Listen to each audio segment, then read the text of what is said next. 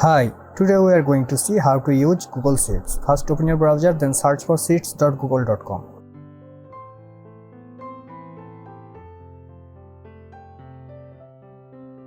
After coming this interface, you will find blank option. Click on blank for creating a new sheets. You can also choose from templates. After opening your file, you can rename it here.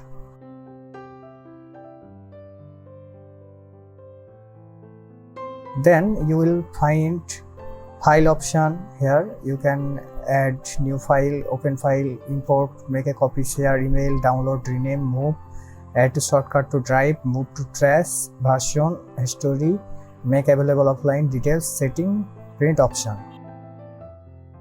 In edit, you will find undo, redo, cut, copy, paste, special, move, delete, find and replace option. In open section, you will find show, freeze group, hide sheet, zoom, full screen option. In insert, you can insert many things like cells, row, columns, sheets, chart, pivot table, image, drawing, function, link, checkbox, people, chip, comments, note. In the format option, you can choose theme, you can add number, text, alignment option. You can alignment your text. You can element your item, wrapping, rotating, font, conditional formatting, alternating colors, clear formatting option. In data, here you find sort sheet, create filter, filter views, add slicer, protect sheets and ranges, named ranges, randomize range, column stat, data validation, data cleanup, split to columns option. In tool option, you will find some tools like create a new form, spelling, autocomplete, notification rule, accessibility.